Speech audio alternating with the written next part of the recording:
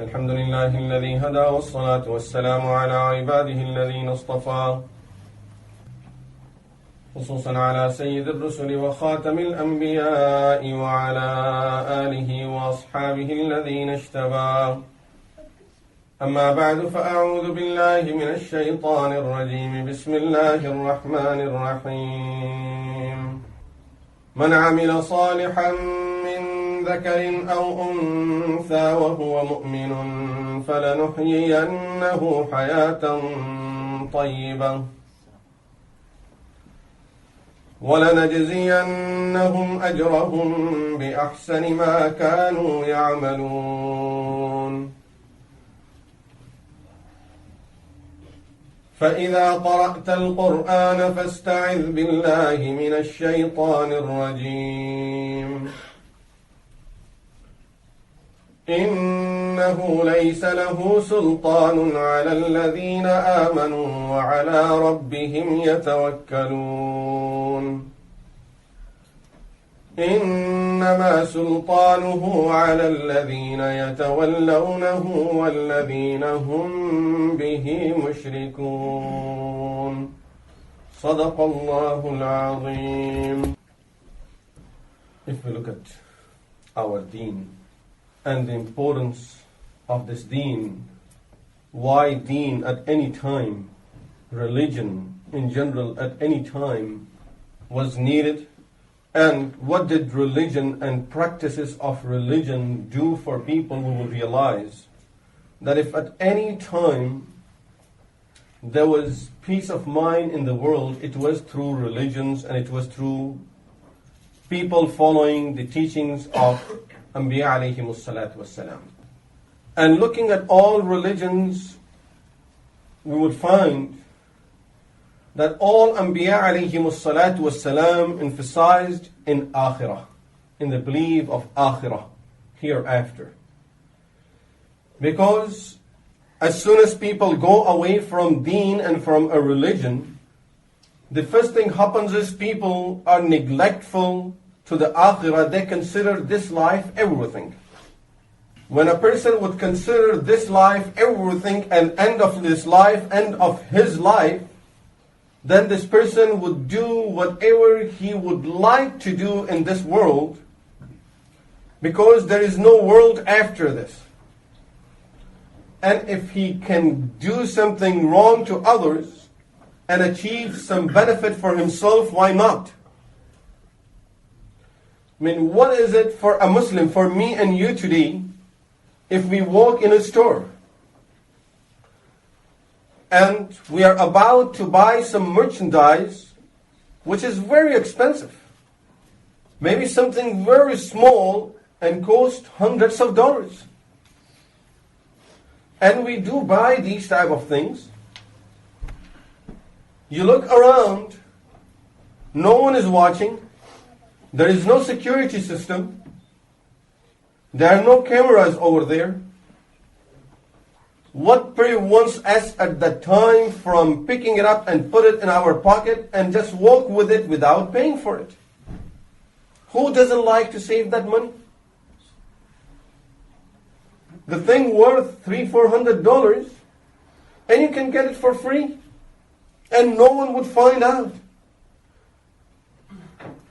For me and you, when we are in that situation, there is only one thing that prevents us, and surely that thing works, and it does prevent us from committing that crime, from stealing that thing, from taking it without paying for it, and that is Allah subhanahu wa ta'ala is watching. What comes after this? What's the next question? So if Allah is watching, so what? Is He going to tell others? No. He's not going to reveal verses to someone saying that this person have done this. He's not going to tell people about it. No one may find out about it until we die. But the question is, what's after this? Isn't there a day that's called the Day of Judgment?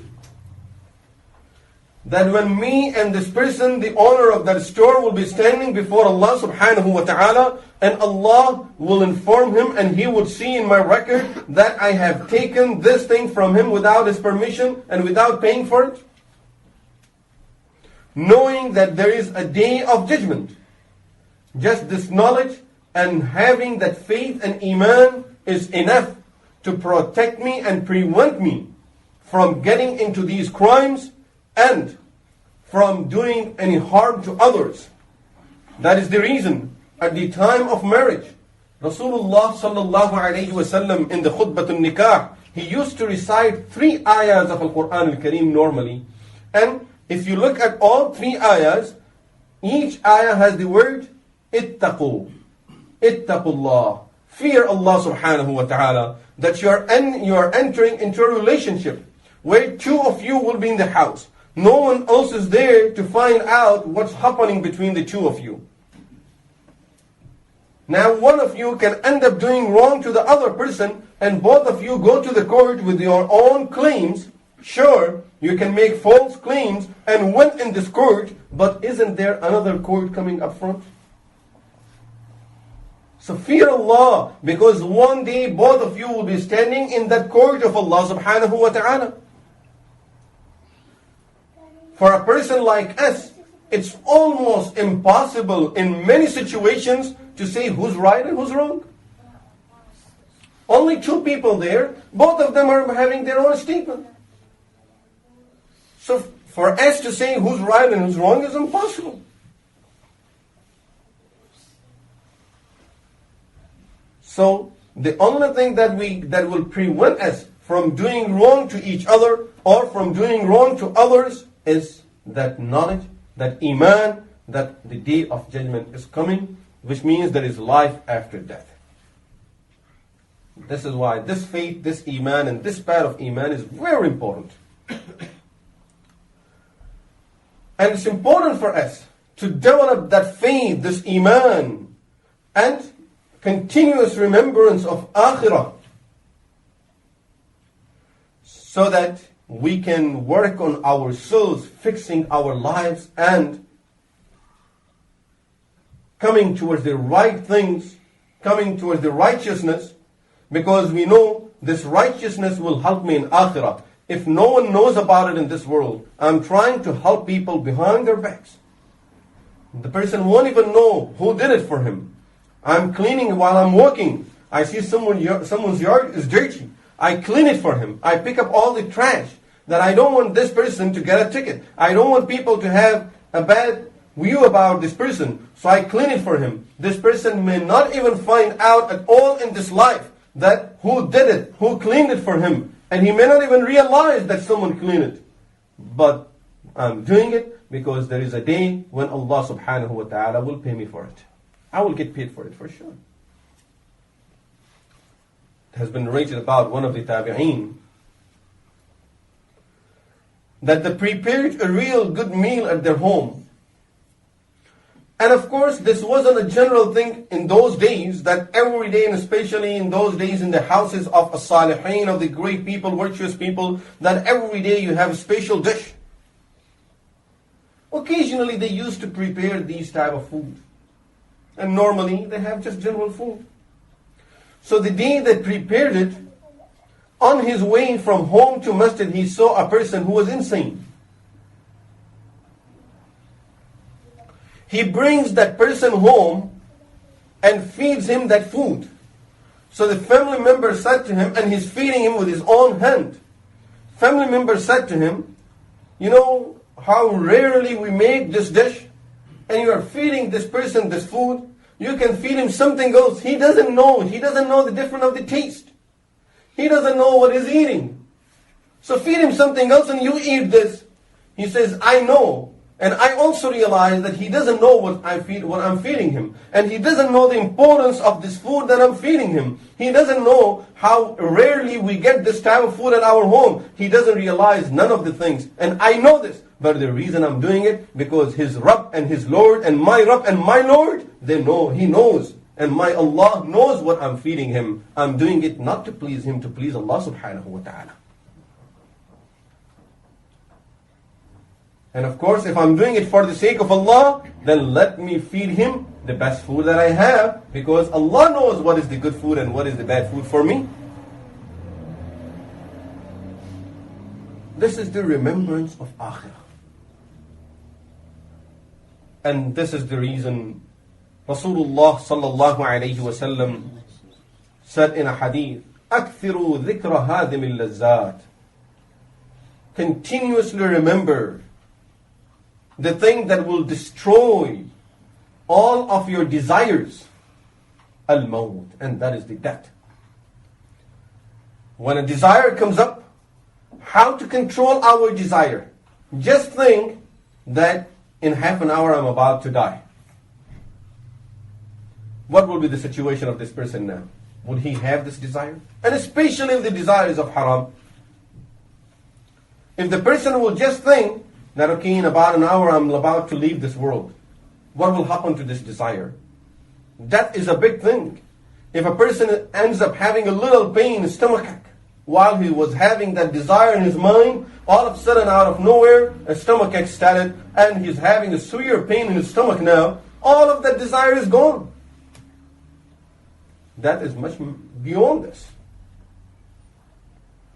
All of a sudden the person is started having a toothache. And we know what happens to us when we have that problem. All of those desires are gone in no time. A person is having pain in his chest. He's about to fulfill one of his big wishes in his life. On his way, he starts having a pain in his chest. Right away it comes to his mind, it might be a heart attack. That's it. Just that thought. It may not be. Just that thought will take all of that wish and those desires away from the person's mind. Everything is clean. No more desires. What happened? So now, this is why Rasulullah sallallahu alayhi wasallam says, remember the death. A thing that normally we don't like to remember. But if we remember it, it will always make us better. It will make us good people in this worldly point of view and for akhirah also. From the worldly point of view, a person who remembers akhirah, a person who knows that one day he will end up standing before Allah subhanahu wa ta'ala, will not do any wrong to no person in the world. That person will not even dare to harm a fly. And of course, harming doesn't mean killing them when there are too many flies. We need to understand what this harming means, of course, which means unjustly a person is torturing a fly, breaking the legs of a fly, breaking the wings of the fly. A person with iman in akhirah will not be able to do this. He knows one day Allah subhanahu wa ta'ala will question me about this fly also.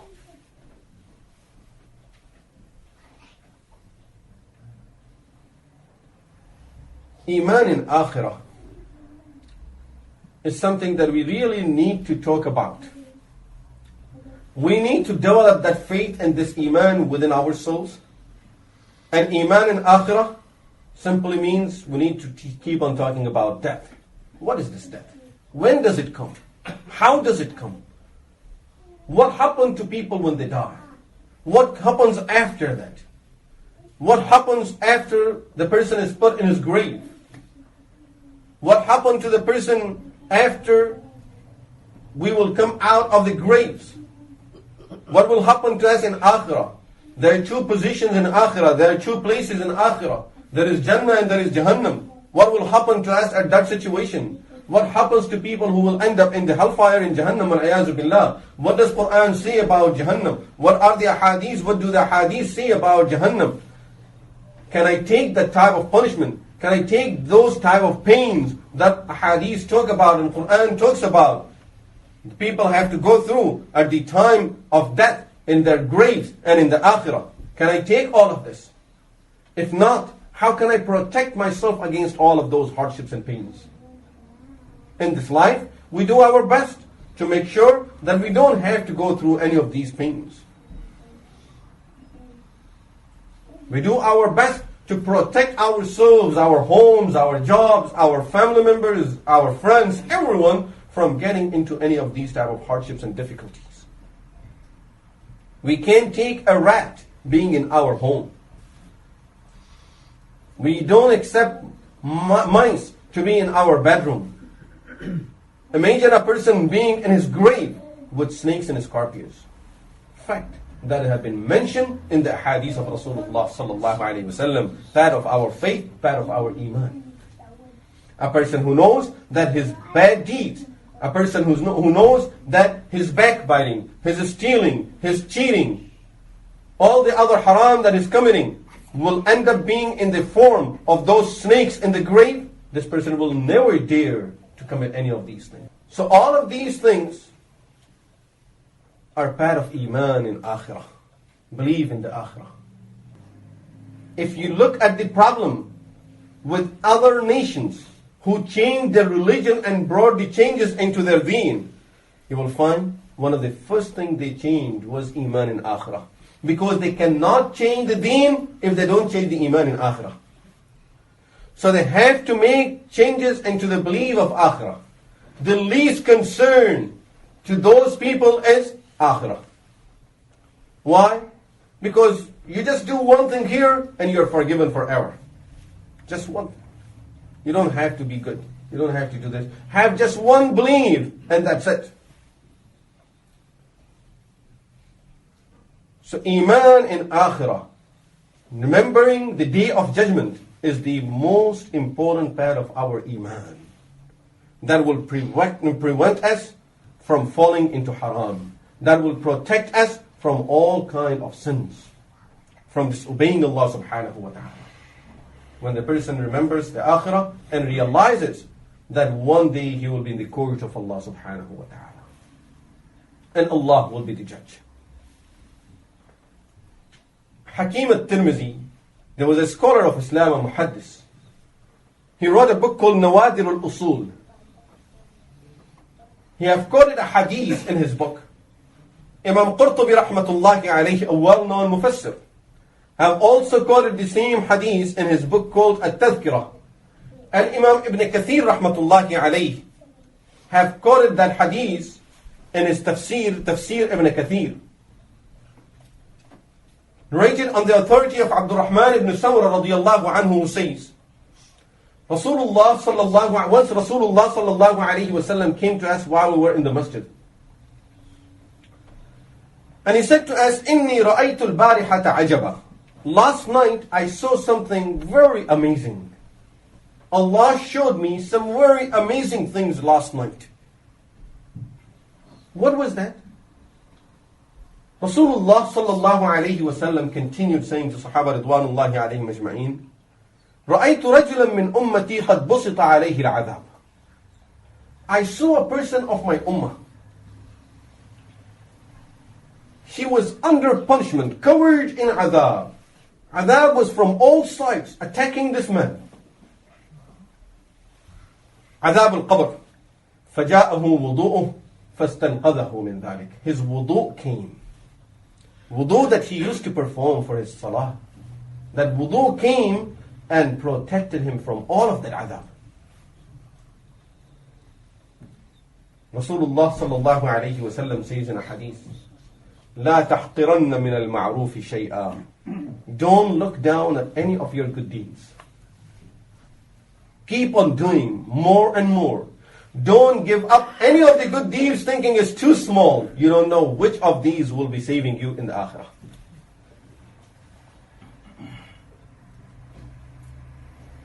These deeds that we perform sometime, and it really happens to us a lot of times, I think, that we don't perform some of these considering it too small, too minor.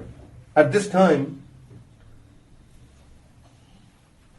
if a person wants to say Subhanallah, what is it that is stopping me from saying Subhanallah at this time? It's only, okay, yeah, I know it's something, but it's something so minor, I can do it anytime. When we remember the name of Allah, when we remember doing istighfar, we don't do it many of the times. What is preventing us? I'll perform 2 rak'ah salah later on. This is too small of a thing. I will do something major, perform 2 rak'ah salah later on. What is preventing me when I'm driving, reciting Surah Fatiha or reciting Surah Ikhlas, Qul huwallahu ahad, Allahu samad, lam yalid wa lam yulad wa lam yakul lahu kufuwan ahad. What is preventing me from reciting it? The thing is, I will get home and I will recite 1 juz of Quran. That never happened. But thinking that I would recite 1 juz is preventing me from reciting Surah Al-Ikhlas. So here we see many times it happens to us that some of these major good deeds, thinking about the major ones, big good deeds, is preventing us from performing the minor ones. Rasulullah sallallahu alaihi wasallam says, don't look down at any of these minor ones, because we don't know which of these will save the person.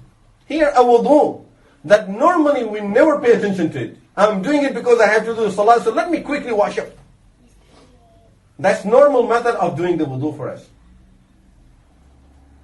And here we find Rasulullah sallallahu alayhi wasallam says, قَدْ بُسِطَ عَلَيْهِ الْعَذَابِ. He was covered in the adhab. Adhab al-qabr. فَجَاءَهُ وُضُوءُهُ فَاسْتَنْقَذَهُ مِنْهُ. His wudu came and protected him against the adhab of al-qabr. And that person was sleeping in peace. Rasulullah sallallahu alayhi wasallam continues to say, وَرَأَيْتُ رَجُلًا مِّنْ أُمَّتِي قَدْ احْتَوَشَتْهُ شَيَاطِينٌ فَجَاءَهُ ذِكْرُ اللَّهِ فَخَلَّصَهُ مِنْهُ. I saw a person of my ummah. Shayateen had surrounded him. Shayateen surrounded him from all over. Which means this person was really, because of his deeds, he was stuck in between the shayateen, and shayateen are playing with this person's life.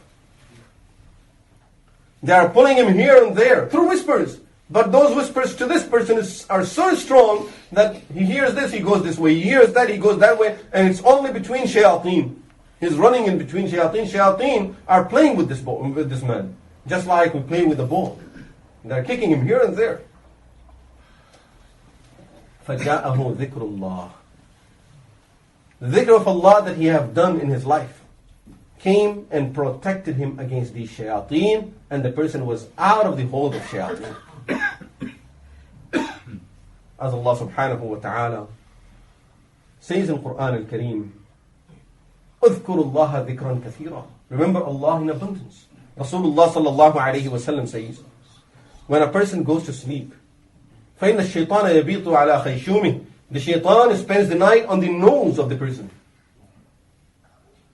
And now the person is laying down, shaitan is sitting there and whispering through his nose. فَإِذَا ذَكَرَ اللَّهَ خَنَسَ. When the person remembers Allah subhanahu wa ta'ala, shaitan goes back. And when the person forgets the dhikr of Allah, the shaitan starts whispering to this person again and putting all sorts of thoughts in his mind. We know it. When we are laying down, our mind just keeps on wandering here and there. You start reciting some ayahs of Al-Quran, some surahs, you won't even know when you want to sleep. You thought to yourself, let me recite Surah Al-Mulk today. And by the time you recited half of it, next morning you don't remember how much of it you recited. You just went to sleep before you ended. But if we keep on thinking about others for an hour, the person is laying down and thinking here and there.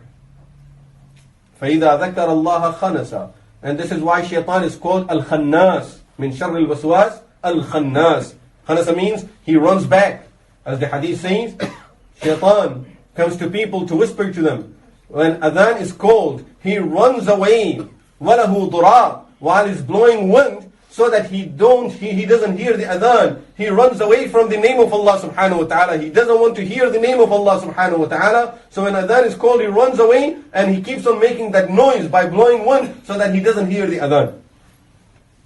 And he goes miles away so that he won't hear the adhan, the name of Allah subhanahu wa ta'ala. And the hadith continues. Rasulullah sallallahu alayhi wa sallam mentioned about 17 type of good deeds. 17 type of good deeds.